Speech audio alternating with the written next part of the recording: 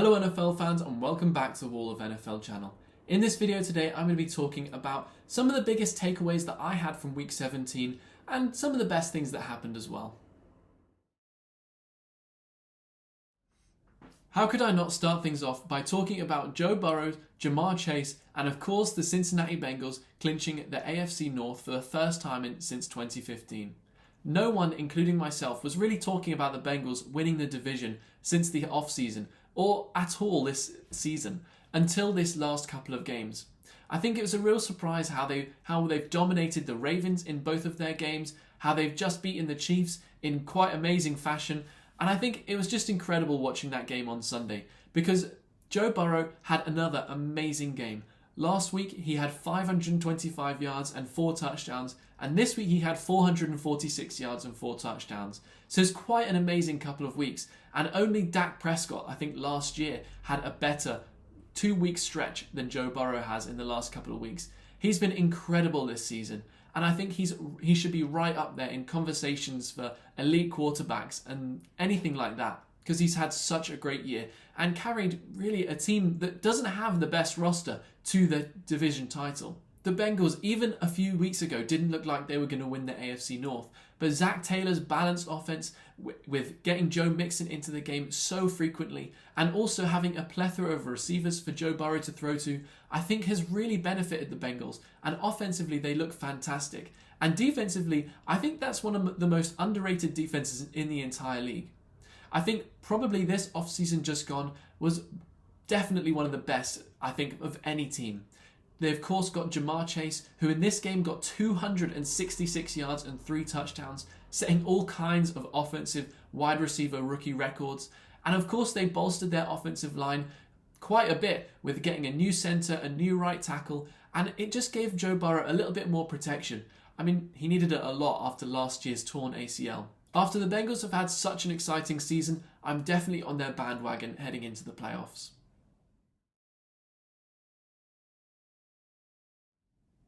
My second takeaway from week 17 has got to be the Packers' dominance over the NFC.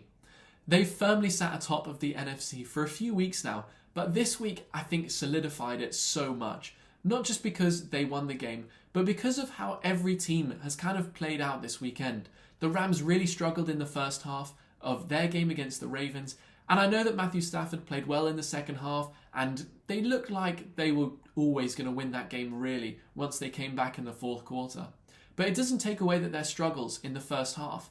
I mean, Matthew Stafford threw his 5th pick six of the season, and he's right at the top of that list and in terms of who's throwing the most pick sixes in each game. And also they had a bit of a tussle between Taylor Rapp and Jalen Ramsey in the first half, and they're both on the same team. So it looks like not all is dandy for the Rams at the moment.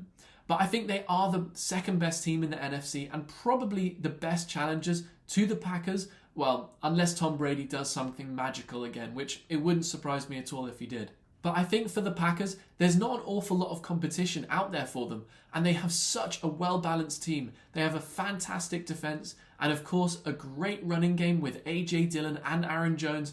And not to mention the passing game with Aaron Rodgers, who by the way is probably going to win his 2nd straight MVP. The first player to do it since Peyton Manning all those years ago. I think after this weekend, seeing the Chiefs lose and the Packers be so dominant, I think they're probably the team that's going to win the Super Bowl this year.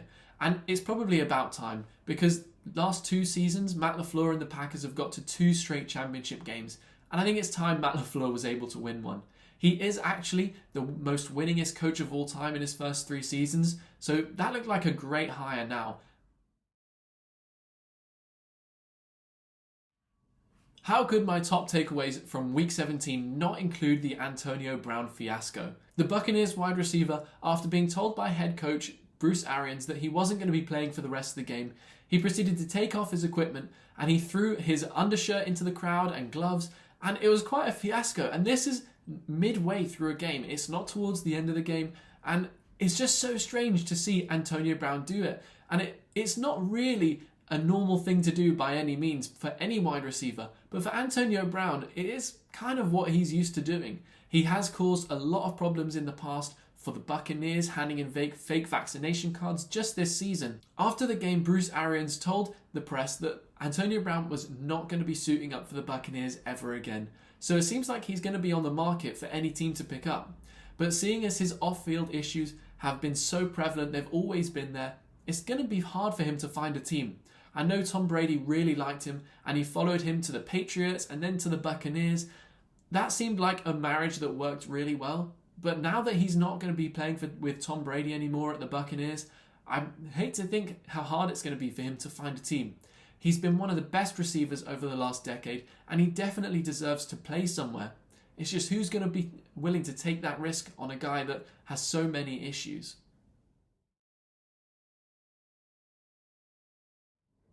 My fourth takeaway from Week 17 has got to be Big Ben's final game at Heinz Field, the home of the Pittsburgh Steelers.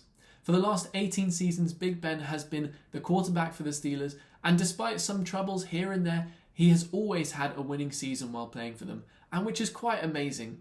He's had 2 Super Bowls with them as well, and he'll definitely be a first ballot Hall of Famer. It was a big game against the Browns, and if the Steelers would have lost that one, they'd have been out of playoff contention, but they won it, and now they still have a glimmer of hope if the Colts lose and they beat the Ravens. I think Big Ben did definitely deserve that good send-off he had at Heinz Field.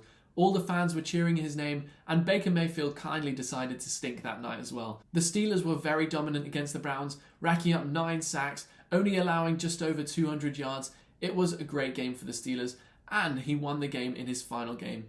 It's been a bit of a stinky season for Big Ben, but it seems like it's going to end pretty nicely for him in the end.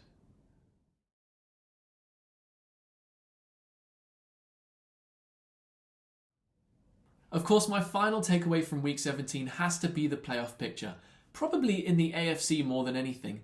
You got the Titans who overtook the Chiefs to get to number 1, the Chiefs second, Bengals third after their big win against the Chiefs, and the Bills and Patriots at 4th and 5th, and they're both at 10 and 6. And then it's kind of a bit of a battle now between the Colts, Chargers, Raiders, Steelers, and Ravens.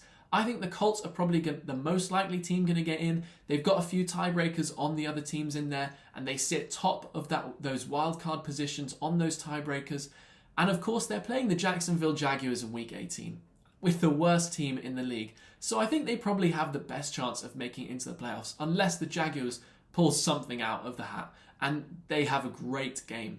I think the Colts, though, they'll probably easily get in. I think that final spot in the AFC will come down to the Chargers against the Raiders, and whichever team wins that one, because they're playing against each other, they'll sneak into the playoffs at that 7th spot. The only way for the Ravens or the Steelers to get in is, well, they're playing each other as well, so they'll have to beat the other, and then, of course, the Chargers and the Raiders will have to, one of them will have to win a game, so if they tie, neither the Steelers or the Ravens get in, and the Colts have to lose as well. So it's a bit of a mishmash of things if those Steelers and the Ravens are to get in. So I think it'll be the Colts and the Chargers, because the Chargers are a little bit better than the Raiders pretty much across the board. Derek Carr has a little bit more experience on Justin Herbert, so at quarterback the Raiders might have the edge, but the Raiders, they don't have a head coach. They've currently got their interim head coach coaching the team at the moment, and they also don't have quite the weapons that the Chargers do. The Chargers have Austin Eckler, they have Justin Jackson at running back as well, both of them at running back who complement each other really well. And Jackson's been doing really well the last few weeks, while Austin Eckler's been on a bit of a snap count from a few injury problems here and there. And of course the wide receivers, they've got Keenan Allen, Mike Williams, and it's just a really impressive offensive group. And the defense is a bit shaky though, but I don't think either defense is that great. So again, I think it will be the Colts and the Chargers getting in those AFC wildcard spots at the very end. The NFC is a little bit different to the AFC because there's not too many changes I don't think that can happen.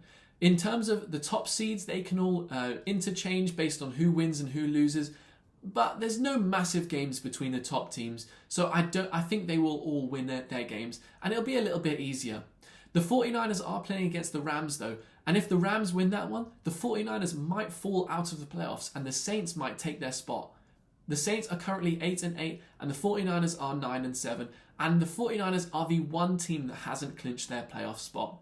So I think if the 49ers lose, it'll be a bit of a squeaky bum time for them to see if they get in, and they'll have to rely on the Saints losing. But if the 49ers win their game, which they definitely can with their fantastic running game, and they've got some really, really top players at the 49ers, they do have a chance against the Rams. So if they win that game, the Saints have no chance of getting in.